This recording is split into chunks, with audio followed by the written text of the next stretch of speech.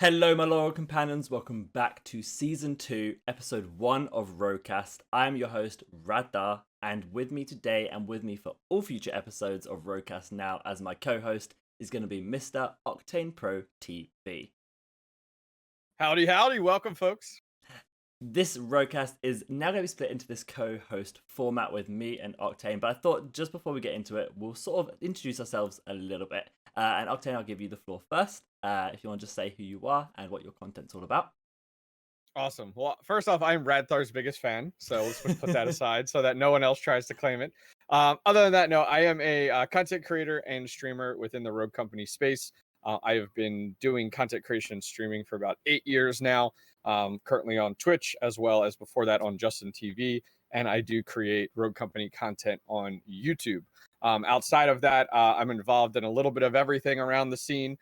So I help to run and manage Rogue Rivals, a very popular tournament organization within the scene, as well as kind of have my hands into a multitude of different projects related to Rogue Company.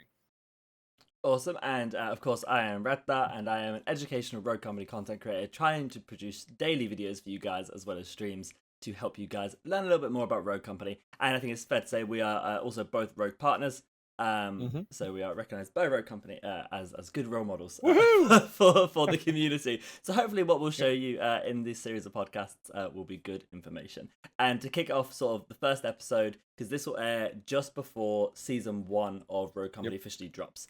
My prediction of date, by the way, is probably February 3rd, because that's the first week of February and it's the first Wednesday of February. So that's my prediction. Is that in line with what you think as well, I'm imagining? 100%. A lot of people reach out. A lot of people reach out to me on YouTube comments or on Twitch or Twitter and ask, hey, when does the season come? This is, and I am totally in line with where you are with it's either the 3rd or the 4th. They have told us that it's February, the first week in February. I know nothing more than what they've released in the public at this point. And usually it's either a Wednesday or if things don't line up a Thursday. But I would bet my money on a Wednesday, especially behind the fact that we've kind of known about this significantly longer than most patches and updates. So I would put my money on Wednesday. I think you're correct. Yeah, no, they announced that it'll be first week of February back on the showcase, didn't they? When they introduced Kestrel and things. But before we actually get into the Season 1 content, I did want to talk about everything that's happened sort of pre-Season 1, Season 0, if you want to call it, about Rogue Company. And just talk about sort of, from our view, because especially from you, you've been here since Alpha. I got in since closed beta. The journey Rogue Company's taken up to this point, and just give sort of a brief summary of what we think it's about. And I think I'll start. So first of all, my initial impressions, if I look back to from this date back to when I started on July 26th or something, I think was its closed beta day. I've loved it. It's just going back, and I was thinking about this last night, sitting there and thinking about everything Rogue Company has built for me, but also as a game. It's just been amazing. I love it. I know there's bugs and there's issues sometimes, and sometimes the community definitely gets on their case about it.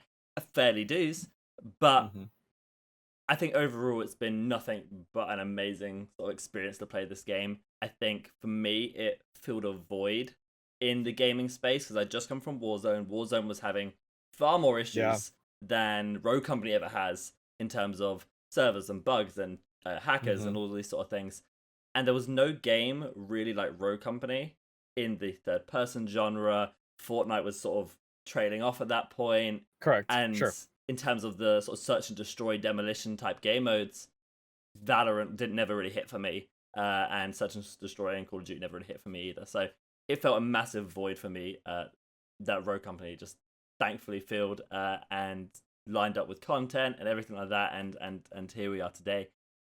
What are your sort of, when you look back at everything that Season 1 is, or Season 0 has brought, what do you think? What's your initial emotion to that?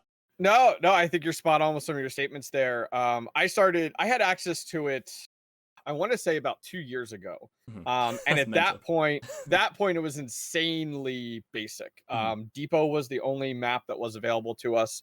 And I didn't like it. I was part of that group. I played it for maybe a week off and on. Now, granted, you had a very small group of testers, so you kind of had, at that point, you had to organize in their Discord you had to organize like, hey, is anybody playing right now? Because I'm about to queue. Because if not, you might sit there for hours. So I played the game. I didn't like it, and what turned me off was the over-the-shoulder format. Okay. That just has never been my play style. Prior to Rogue Company, I played Realm Royale, but over the past several years, I played PUBG, CS:GO, Call of Duty. So I've always either been either full-blown first person or your traditional third person. Okay. So I was done after a week. So then jump ahead. The game was in closed beta, and I didn't get into it. It turned me off, and at that point, I was still very much immersed into Realm Royale until more recent events of it not being developed. But I started chatting with some of the higher ups at High Res. Hey, how can I get involved? What's the deal? And that kind of fast tracked me just with my uh, relationship with a lot of the high res executives and stuff over the years. So that fast tracked me right into like, oh, here, be a Rogue partner, and here's closed beta access, and your channel now has drops enabled. And I was like, oh, damn. Like, this is awesome. Let's. So I'm gonna give it another go. Is where my mentality went, and since then I've really enjoyed it. It has been rocky here and there, but I think that's just the mentality that we as society and the video game culture has, where like when something doesn't work, we kick and scream like the children that we act like. We are But sharks. outside of that, I think the one thing that you had touched on was this game filling a niche that we didn't have in the community. Something traditional though too with high res is everybody always looked at high res, not that they are, but they looked at them as a copycat. Yeah. They always looked at them like, okay, League of Legends is doing well, so you're gonna make Smite, or Paladins and Overwatch. Like there's always, and then Fortnite and Realm Royale. But there's always been a little difference there.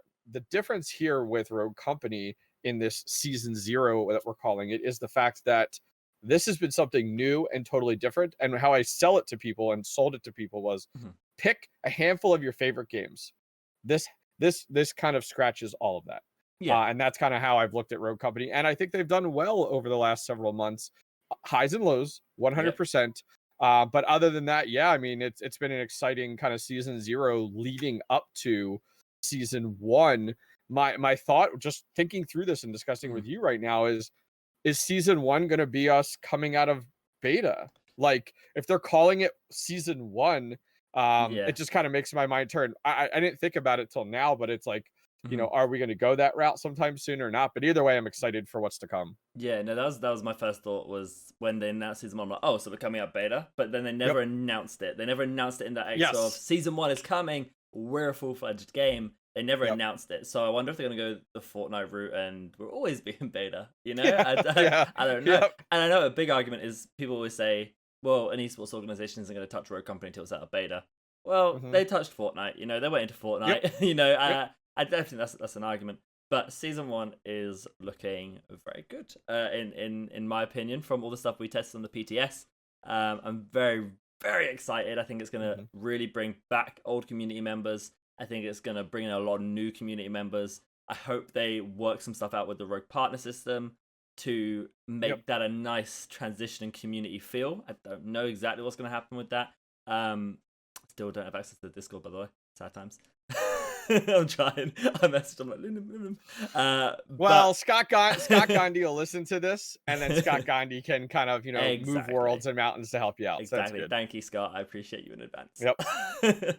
we do need to get him on here one day as a guest. We need to get just like a bunch of the developers on. That is definitely going to be a goal for RogueCast season 2, is to get some developers on here to chat with us and talk through some stuff. I know you have a lot of experience talking to developers as well. So I think we're to get some great stuff out of them, having them on. But in terms of season 1, very excited. The 3 things that really popped in mind when I'm thinking of season 1 and what's going to change here is obviously the rank season, which for me as a competitive, non-competitive scene player, I really like. The Battle Pass, which is obviously a very big community thing, and Kestrel, who is just generally great for the game, because new rogues, new flavor, new things. Hopefully she's good. We'll see. But we've played around with basically all of it on the PTS. And I want to touch first probably on the Battle Pass, because that's the biggest community thing. And I know that there was a little bit of controversy with Just a little bit. Little bit of controversy with the 600 rogue bucks that you get for completing the battle pass, whereas the predicted is their confirmed cost. Did it say on the PTS? I don't remember if it was. It's 1,000. It's 1,000 for the basic, and then for the premium, it's 2,000 rogue bucks, which is your $10 US and $20 US. Yeah, cool. So it costs 1,000 rogue bucks, $10 for the basic paid version of the battle pass. Yep. But you only get 600 rogue bucks in return. And that was a big controversy because games don't tend to do that. It tends to be that you are able to buy back the next battle pass by completing the one before it, so you'll get enough rogue bucks throughout it to then be able to get the next one. And when this one wasn't, I remember being on stream, I remember counting them along, and my chat went, whoa. It was like, oh no. Yeah, so my thoughts are honestly that I'm surprised they didn't, but then I heard, because I'm friends with a lot of people who have been with Hi-Res for a very long time, like yourself and like Jolly Rancher. They said this is really common to Hi-Res games, so I kind of want your take on that, to maybe play devil's advocate, or at least give your thoughts with a bit more history about what you think about that. So this game, I feel, is more mainstream than some of the other games that they have. I think it aligns a lot of the same people that are playing your Call of Duties, your Valorants. They are Fortnite's. I feel like we're all part of that bubble. Like, this is kind of you're in the inn, you're in the cool kids club now. And that being said, I think some of the things to look at is to kind of set the precedent here and help some newer viewers that don't completely understand. So the battle pass has multiple different points in it where when you it's 50 levels, and when you unlock one of the many 50 levels, it is rogue bucks, which is the in-game currency. So you have to buy the rogue bucks, which is 1,000 rogue bucks, to get the battle pass, and then there's different unlock points.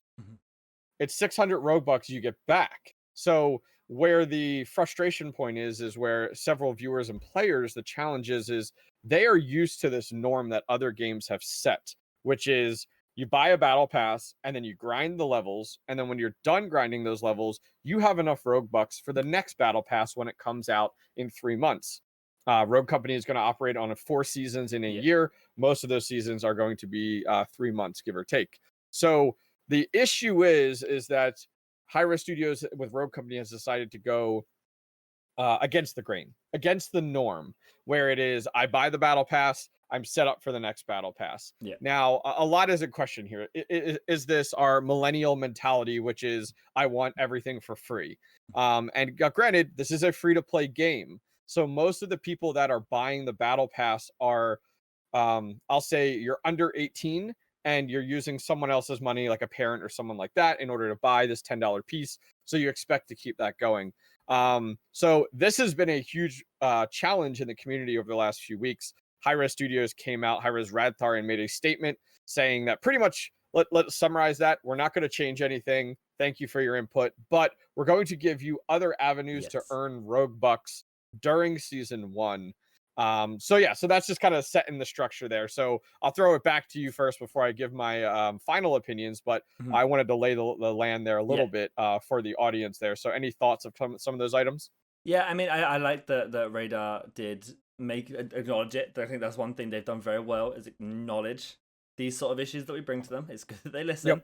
And obviously sticking to their ground, they have their reasons for it. And actually, you said something there that made me think. It is a free-to-play game, and I'm thinking about all the other games that I've used battle passes in, which really mainly consists of Call of Duty, which is obviously a big AAA title, paid for game. I'm thinking, you know what, actually that kind of makes sense. I paid $60 for the game. Giving me a free battle pass as it rotates makes sense. I then kind of now thinking, well, Fortnite's a free-to-play game, and that I'm pretty sure completes the battle pass for you. I don't know. I never played enough Fortnite to really to complete a battle pass. Apex, I'm pretty sure, refunds you as well. And they're obviously free-to-play games, so it's kind of a weird medium. But I don't blame Hi-Res for. I'm sort of in two minds. I get why everyone is annoyed and frustrated, but my initial reaction wasn't that. I was like, okay, makes sense. Like, it is a free-to-play game. they want to, obviously generate some income because they can only Sure. pay the developers if they have some form of Yep. income. And obviously, if they can't pay the developers, then we have a Realm Royale situation, and there will be no more Yep. development, which is not great for a company. Yep. So yeah, I think my initial thoughts is kind of it is what it is. It's what they decided to do, and I like that they said there'll be other avenues to get Rogue Bucks for free to play players to then Yep. sort of supplement that. So I imagine coming down the line, you will be able to, in some way, in some fashion, be able to get enough Rogue Bucks for the Battle Pass by completing it and by doing some of these added extras, which we don't know about. So I think that's okay. It just depends how they Some of that, do that niche. some of that is definitely a challenge there, because it's like, where from a marketing perspective was it a good idea to frustrate your community with this? Like, Yeah. if you were weighing these things out, if you look at that Reddit post, man, there's so many people that are like, this is the last straw. Like, Yeah. I'm done with the game. So the challenge is like, what was the sacrifice worth? Mm-hmm. Was it, and it's a twofold. First off, you said it in the post that people will have avenues to earn additional Rogue Bucks. This was the perfect opportunity for you to just provide that Yeah. to put out the fire. But Mhm. instead, you just kind of said, hey, we're just going to have other avenues. And it's like, wait, why wasn't that disclosed in the patch notes for the upcoming thing? And the second part of it was like, why even go that far? Like, Mhm. and this is where people just, the concept, like, this is typical high res comes up. And this is what you had mentioned about like Jolly and some other people that have Yeah. been with high res games. Why did we decide to go this way versus this way? Like, why do you have to go against the grain and create the ripples in the pond? Why Yeah. can't we just go with the flow? Because our end goal is more accounts and more active concurrent players. So that's, I think, where a lot of us have been in the scene with Mhm. high res for several years, where it's like, this is another like high res moment where it's like, oh, I Yeah. wish we would have, went this way versus this way. But yeah, so that's kind of, I think, where we stand on the Mhm. Battle Pass. Okay, yeah, that makes sense. I guess it is sort of that way up of pros and cons, and the frustration Yep. definitely has been real from the community. I do hear it a lot whenever I was on the PTS. It was like showing the Battle Pass. Oh wait, what again? It was like Yep. it was a constant thing. But I think, hey, we've got a What Battle was Pass. your overall thoughts on the Battle Pass? Sorry to interrupt, but Oh what are yeah, your of course, thoughts yeah. on the overall content of the Battle Pass? This is our first Battle Pass. It's 50 items, just high level. Love it, hate it. Yeah. Thoughts on it? So probably levels 1 through 35.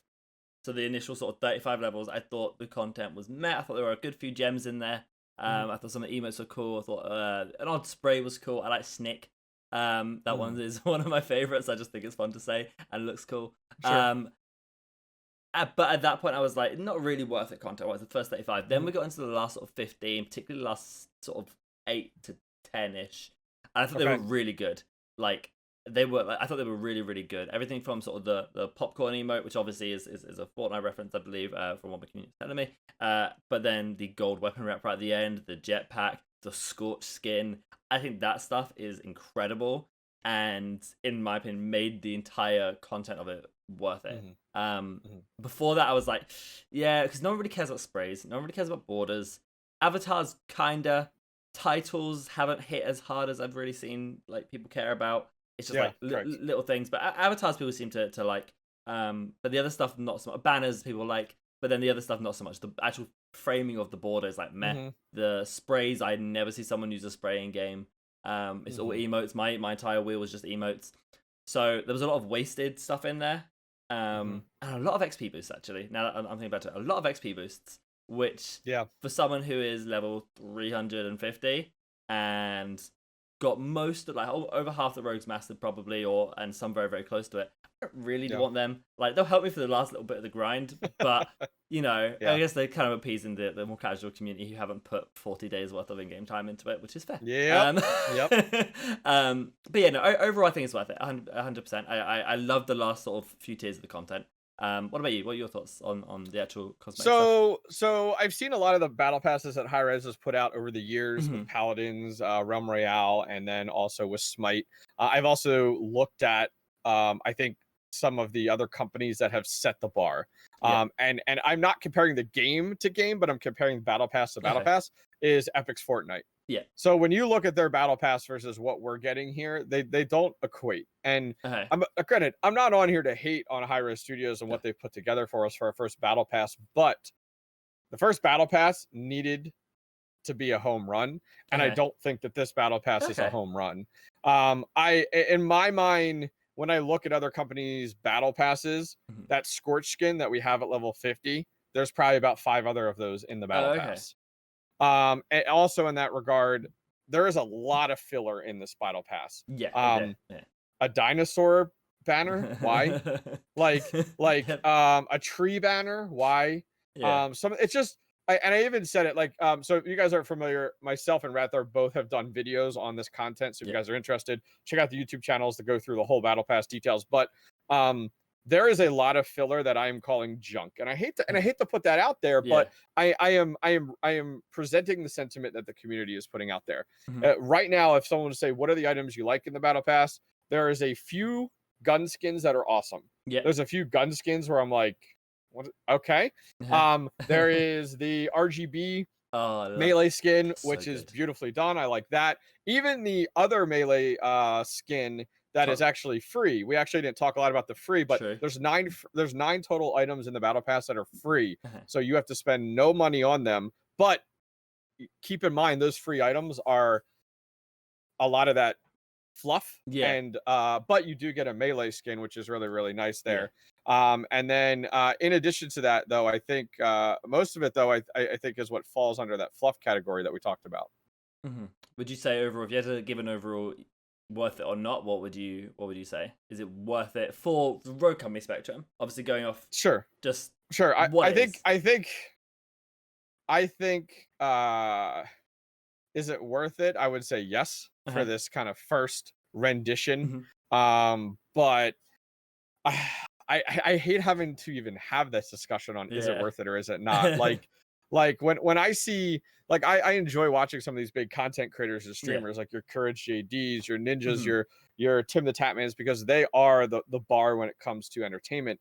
And when I watch them looking at battle passes from Fortnite, and it's like, holy cow, like this is insane, like this is crazy. It's like, I don't get that when I look at this battle pass. So is it worth it? I'm gonna leave that up to our viewers to decide on that. I mean, in my situation, I am reluctant to say is it worth it or not, because I want to promote the game and I want to promote it. But in addition to that, as part of the partner program, we'll have access to that battle pass, so I don't have to buy it. So that's the challenge. Is like it's not going to be my money when it comes to getting the battle pass. That's fair. Place like Devil's Advocate, I think, is I actually come from, obviously you compared it to the Fortnite Battle Pass, compared it to the Call of Duty Battle Pass, which is what I was used to.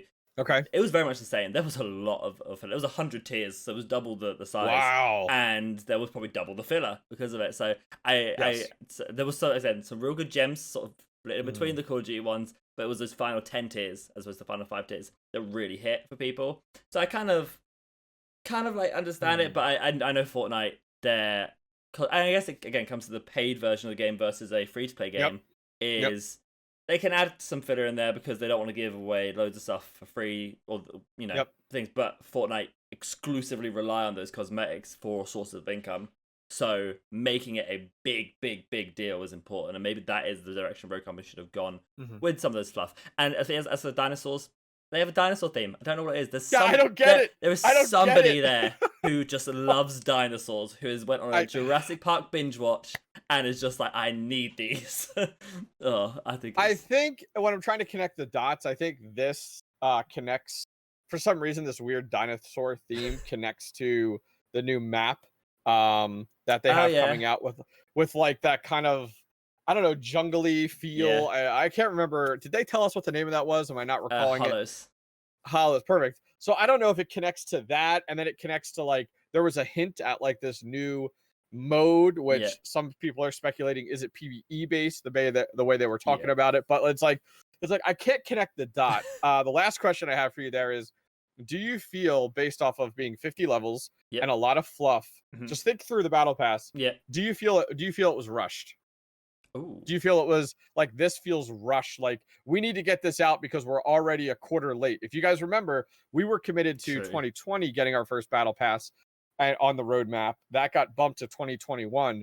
Do you feel this is rushed because in my eyes, it's like, if it was 100 levels, I would be, I think, more content with fluff. Yeah. with these random things. I'm like, all right, whatever. Mm-hmm. But there was more home runs in there, so that's why I thought I'd put up that question. Okay. So this is what I think happened. If I had to put myself in Hira's Mm-hmm. position of how it went, they went.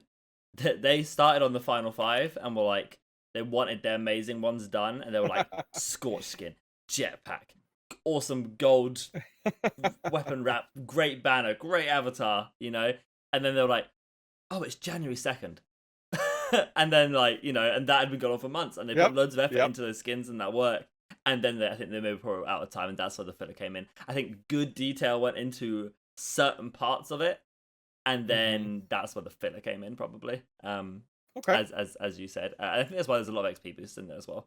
Yeah. I don't know if it's because that's a new thing they're adding. Boosts haven't been in the game; they will only be coming into the game from season 1 on. So maybe they're like, oh, let's put loads of boosts in so people can explore this new feature that we're adding.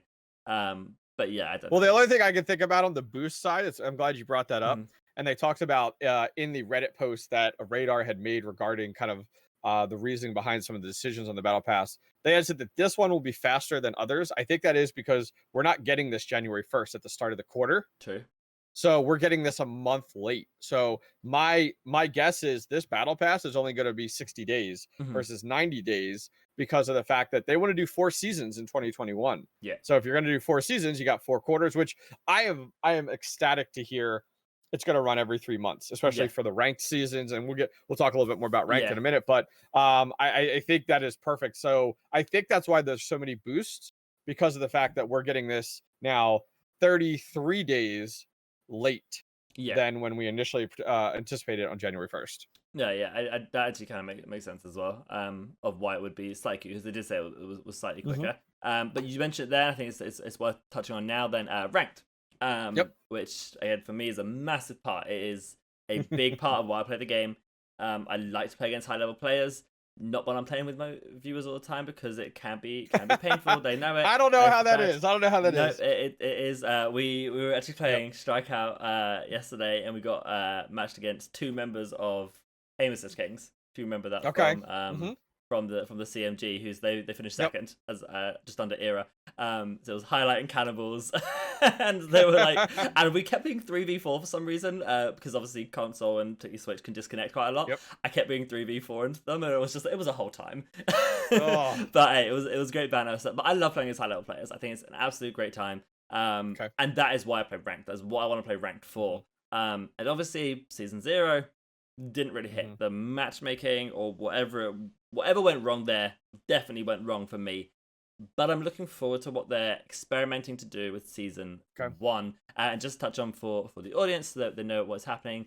There's been a reshift in structure of what it is. So back in season 0, we had bronze, silver, gold, platinum, diamond, masters, and then rogue as the final rank. And each of those, apart from rogue, had sort of like levels 1 to 5 in it, sort of. And the structure, it was 1 to 30, 30 being rogue, 1 to 4 being bronze, 5 to 9 being silver, 10 to 14 being gold, and so on, following that format.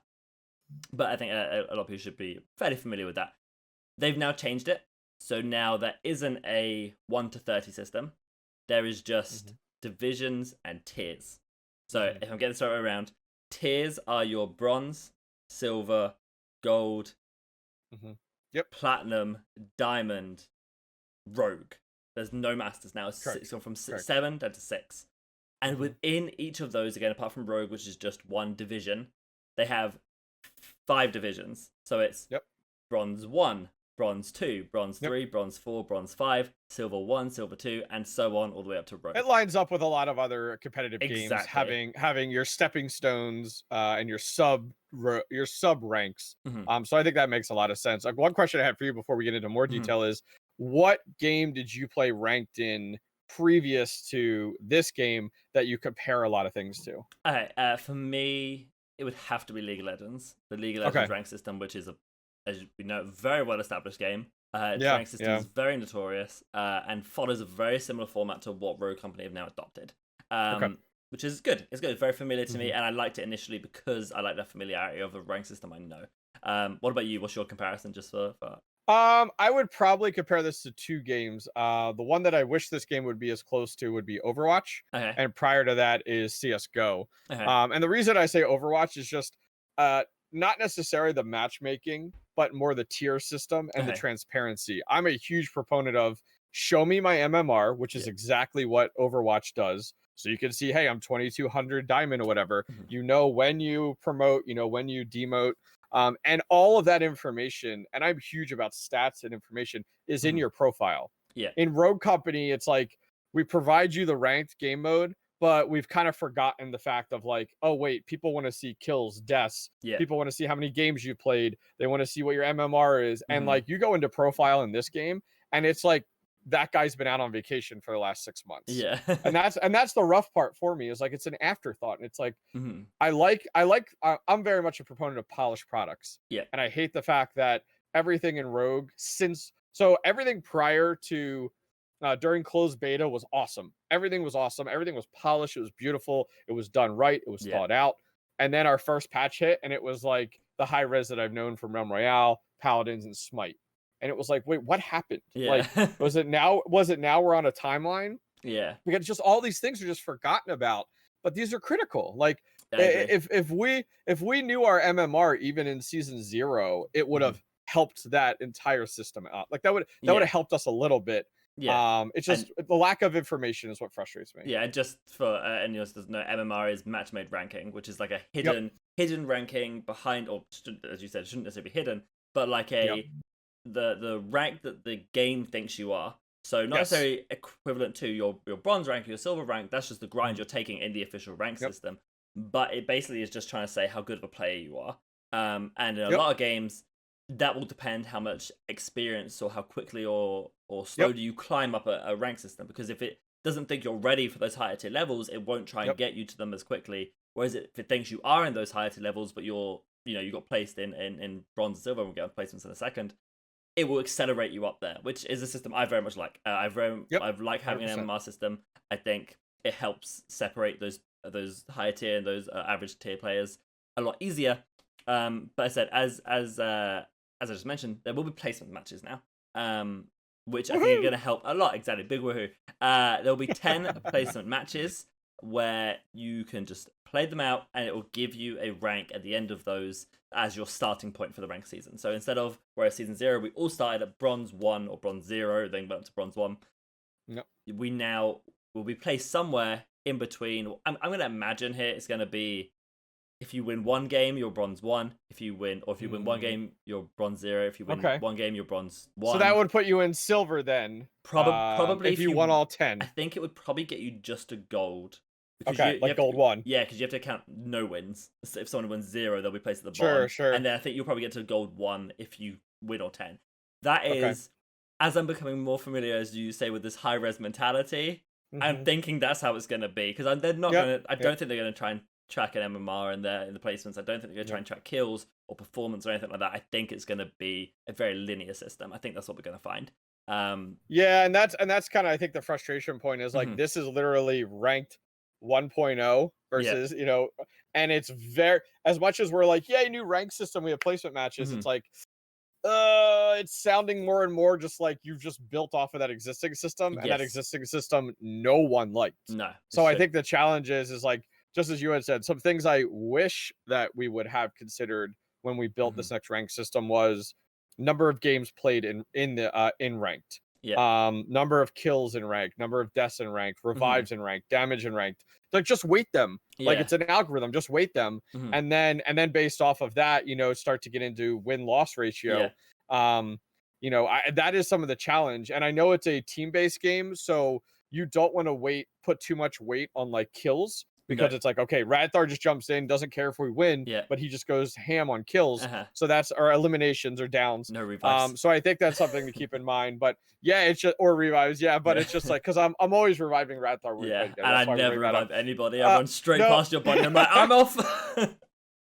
So that is something that where I go to where it's like I still think this is going to be a really rough season. Mhm. I am happy that it's a stepping stone, but the foundation is still Mhm. very rocky at this point. Yeah. And for me, I agree. Essentially, what this has been is a remodel of the surface. Does that make sense? Mm-hmm. They've changed the Yep. way it looks on the surface of it, but it's all gonna. And this thing, they have not touched on this, and it was the biggest mistake I think they made when announcing rank. They did not touch other than having placements, how the matchmaking is going to change. Because out Yep. of everything, doesn't matter if I have 10 placement matches and get placed somewhere earlier. Doesn't matter if the rank system and tiers and divisions look different.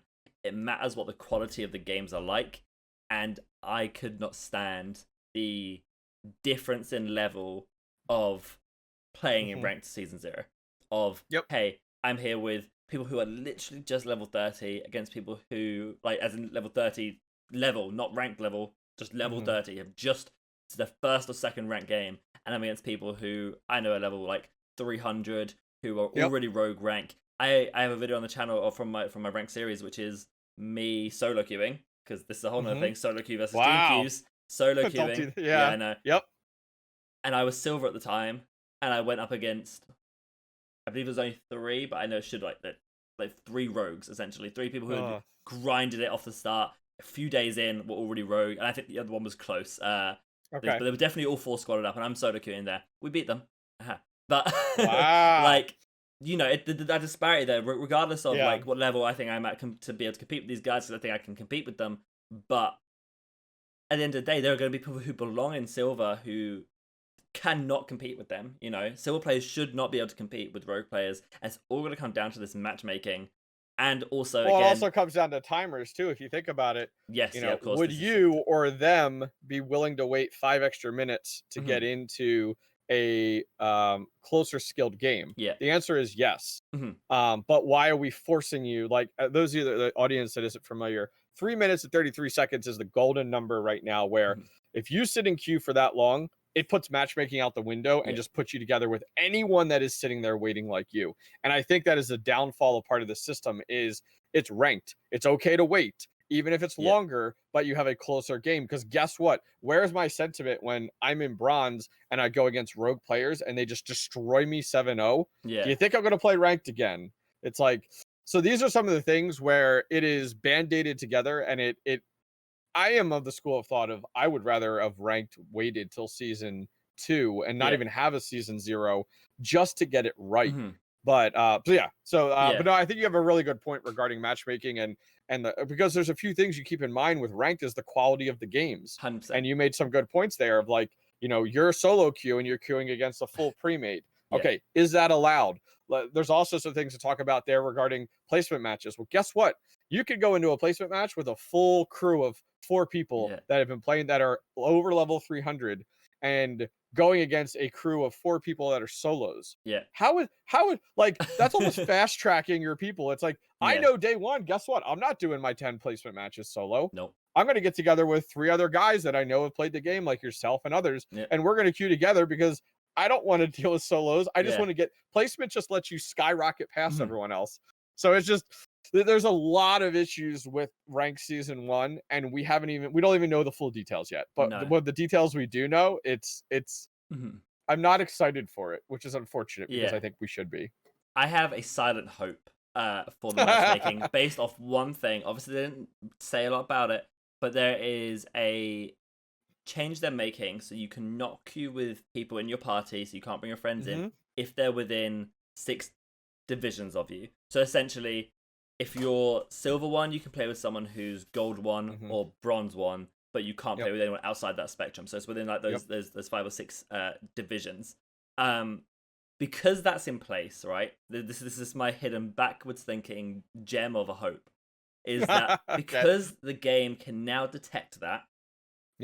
And detect who is within 5 or 6 divisions of you, it will therefore try and do that in the matchmaking as well. That's my hope. Is that it does it in your party, 100% confirmed, no wait time, doesn't mean you can get your friends in after 3 minutes 30. So I'm hoping so much that because the game can now detect who is within that division difference of you, it will try and translate that into rank as well. Do you feel that they need to be... Okay, so two things you said there, which is perfect. I go to Overwatch and CS:GO as I thought about it. So in Overwatch, when you are at the loading screen, you get to see the different characters on the different teams, and you see what their ranked is regarding their number. So you see their MMR, and you also see what rank they are. I feel like for us to trust high res with this season of ranked, we need that visibility, even if it's just the rank. Like, even for me to be able to see, okay, Radthar is gold 3. Like, Mhm. I need to be able to see that. Like, and I think that gives us comfort in knowing the system is working. But if they just keep exactly the way it is now, I don't even know what Radthar's ranked is when we're in a Yeah. party. Yeah. Like, why are Yeah. we not like now this is the little stuff that I talked about before where it's like the profile is not beefed up to show us details. When we're in a party, I can't see any of that. Like, I'm going to drop the big question, 3 letters. Why? Yeah. Why are we not doing these things that are industry standards Mhm. in competitive games like this? Yeah. I definitely, yeah. I just think you hit it on the head there. In competitive games like this, they are kind of giving themselves a bit of a crutch when it comes to Yep. being Yep. a real competitive game here by not doing these things which are really simple and really common, Yep. which is a shame. Again, I'm just so hopeful with the matchmaking. The matchmaking makes or break ranked. I don't care about the placements really. I don't care about the restructure of it. It's all on the matchmaking because that is what Yeah. determines the quality of the ranked games and what actually makes it a ranked system, like Mhm. a valued ranked system. So if they can't get that right, then it's gonna be pain. But hopefully there should be a few more shakes up in the new season with the new rogue as well, Kestrel. I think we Mhm. should touch on her before the end. So obviously, I assume you played her on the PTS. 100%. Yeah, Yep. cool. Yeah. First of all, it was very sad that we couldn't initially play her on the PTS. I know Rogue Partners definitely you guys were able to get like a code stuff. I didn't get mine, but apparently if you just re-downloaded it, you could get it. Okay. That's interesting. If you uninstalled and reinstalled the PTS, everything came available. So that is what I was actually able to play Kestrel.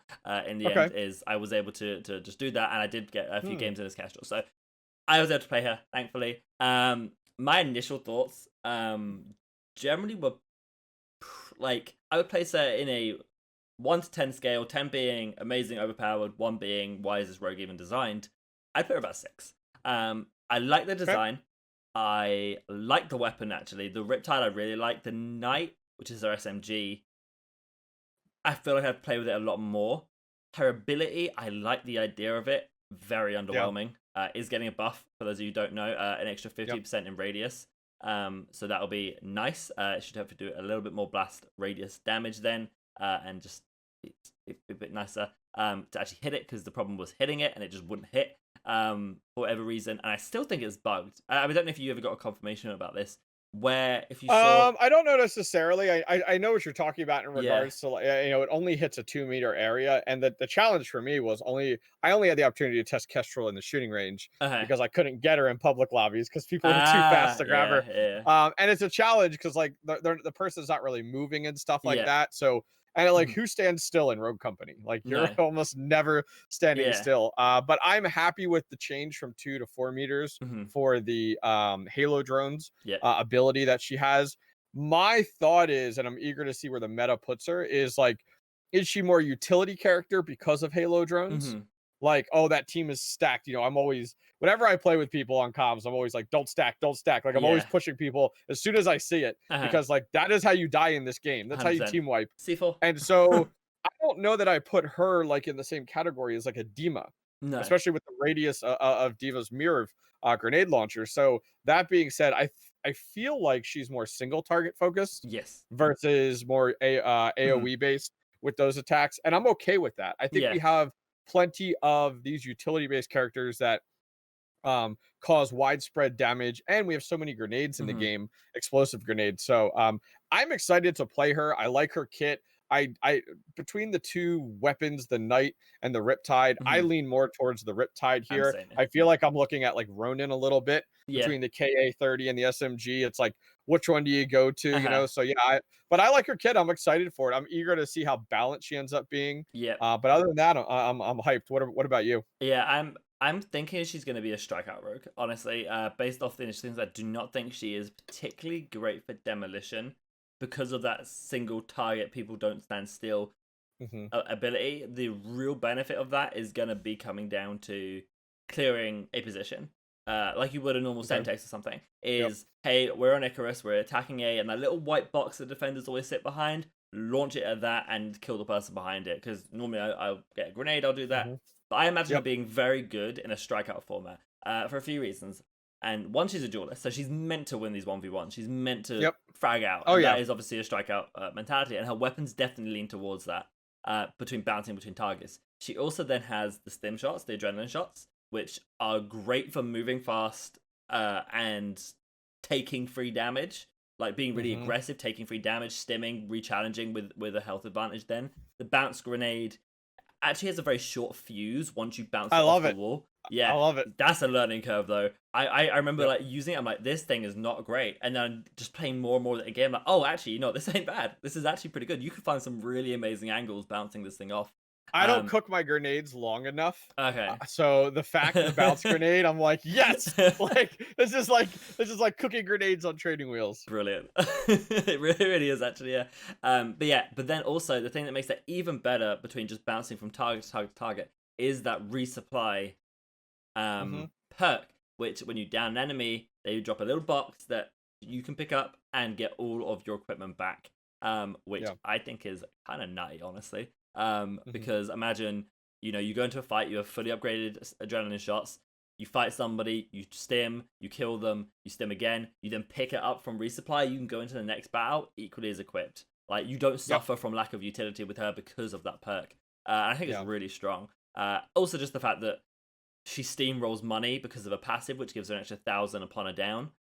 That's just a steamroller right there, honestly. Like, hey, I'm strikeout. Like, I dropped a strikeout game yesterday. The first round I had 14 downs, which is obviously mental. I did it, I think I was shocked. But if she's able to do something like that, which with her kit, I think she's definitely able to. That's an extra $14,000 that she'll have going into the next round. And I already had like 20 grand. I already could buy replenish and life drain on Shark in that round for the next one. So then adding an extra 14,000 on that, like, hello, I'm happy. I fully upgrade my weapon. Go for it. I feel like, okay, so her passive, for those of you guys not familiar, it's called Legends Contract. Gain 1,000 extra cash per down. I feel like they're going to have to adjust that on a strikeout versus demolition. Because in strikeout or a demolition, that's really cool. It gives you some additional, you know, but like, how many downs are you actually going to have in one demolition versus a strikeout? That's insane. Like in a strikeout mentality, you almost have to nerf that by 90% and just make it 100 extra cash. Because in strikeout, it's like the amount of downs you could have. It's just I said, that doesn't make that's not going to work. So I'm just saying it right now. And on the resupply, I'm excited about the resupply. The resupply, just like you had said, is a strikeout mechanic with being able to get that. Because if you think about demolition, you know, most of the time you really have to plan to use all of your gadgets, especially like if you're like a trench with your APS or your smokes or cluster grenades, whatever. You got to plan to use them, and you may not use all of them every round. No. So for a resupply isn't as much of a win-win in demolition, but in strikeout it definitely is. So I personally feel leave resupply the way it is good, but I do feel the contract needs to be adjusted based off of game mode. Or else, just like you had said, am I going to be up $14,000 to $20,000 more? Like, think of your first round strikeout and you lose. Okay, you can't get as much as you want. Think about if you win round one with Kestrel with like 10 downs, you're going to be able to buy out like it's going to be crazy, especially with some of her perks. So I think there definitely needs to be some adjustments. I think actually nerfing down to about 500 for strikeout wouldn't be the worst thing. But I also think the passive is interesting for Dahlia. Not necessarily on strikeout, I'm thinking more demo here now.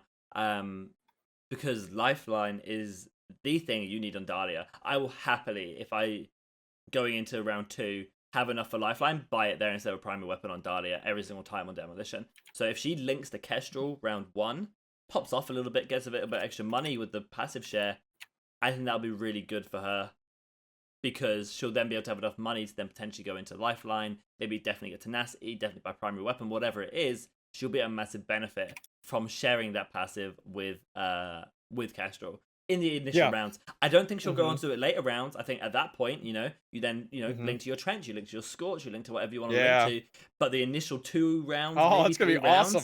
Just link with her. Get a bit of cash flow in, get your core set up, and then when the upgrades don't really matter, you can start playing more tactically. And I actually really like that. I think that is really what will separate good teams who use Kestrel and Demolition with a Dahlia, because every team has a Dahlia.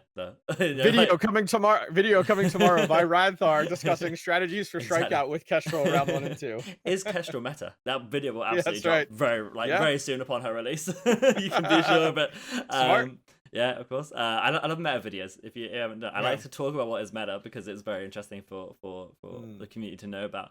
But yeah. So any final thoughts on Kestrel? I know we sort of touched on it. No, I think we've kind of nailed her down. You know, Mhm. her kit. I am happy that her kit doesn't feel too overpowered. I also don't feel her kit is in the same place like Fixer was when Fixer Yeah. released.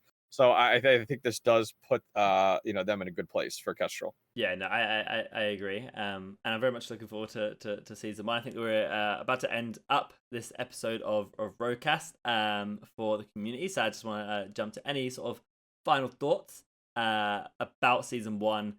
If you not necessarily rating it, but like, are you excited? Do you think it's going to be good? Is it good for the I'm community? excited about it because it's something new and different. Mhm. There's so many things coming, which is really exciting. And this is only the first part. They usually built. They haven't given us the full like 2021 roadmap. No. They've just given us the first 3 months. So there's a lot of exciting things coming, which I think is exciting. I'm hyped for it. I'm also kind of concerned that there may be more bugs than ever because there's just so many I new know, things right? coming to the game.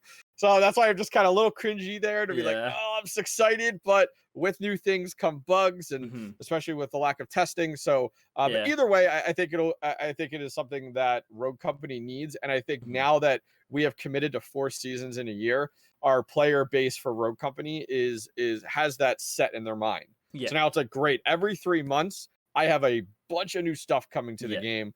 So I'm excited about it. What about you? Yeah, I'm 100% the same, but I actually really agree that having a time scale of 3 months of, hey, you have content for 3 months, and in 3 months, if you finish that, you Mm-hmm. have more content. There'll be more Yep. content soon. I think that will really help keep the player base on that sort of leash to stay on, which is exactly what they need to do. I just hope they can get enough time between that to get good content out of those 3 months. That's going to Yeah. be their biggest challenge, for sure. But no, overall excited. So hopeful for ranked. Needs to be hopeful for ranked. Yeah. They botched season 0, honestly, with ranked. They need to at least get something solid that people can't. Even if Yes. people are split, even if people are 50-50 split, that's better than the other rank system where everyone was like, we hate this. It was 100%. Nobody liked it. So 50-50 for me is okay. Yeah, so and that 50 should probably be the casual community. I don't mind if the competitive community is upset with rank. That's fine. Like, it's the casual community who drive this game in the end of the day. But yeah, no, overall excited for Kestrel. Excited for the Battle Pass, or at least what the Battle Pass will do for the game and the casual community. But also excited just to see how the competitive community does kind of evolve with Kestrel and all the new things. But yeah, that's gonna wrap up RogueCast Season 2, Episode 1, the grand reopening of RogueCast. I want to give this very special thank you to my new co-host, OctaneProTV. All his links will be down in the description, of course. Go check him out on YouTube, on Twitch, on Twitter, on everything. It will be amazing. Of course, my links will be down there as well. My name is Radthar. This is Mr. OctaneProTV. I want to thank you for watching, and we'll see you in the next episode. I want to thank all of you guys for watching the first episode of Season 2 of RogueCast. As a lot of you know, RogueCast is a massive passion project of mine. I absolutely love Season 1, and I'm so excited for how Season 2 is looking to go throughout the next few weeks of its season. One big part of Season 1 of RogueCast that I really enjoyed was the community highlight and clip of the week. Now, I want to do something slightly different with it this time, and instead of just doing one clip that I cast over, I want to do a big compilation and montage of all the community clips from the weeks. And if you want to get involved, you can submit your clips into my Discord, which will be linked down below in the description. All you got to do is go to the Discord, there's a clips and highlights section, submit your clips in there, and throughout the week I'll be compiling them into a big montage to put at the end of the RogueCast sections. Again, thank you all for watching, and as always, remember guys, be loyal, be brave, be relentless, and I'll catch you in the next video.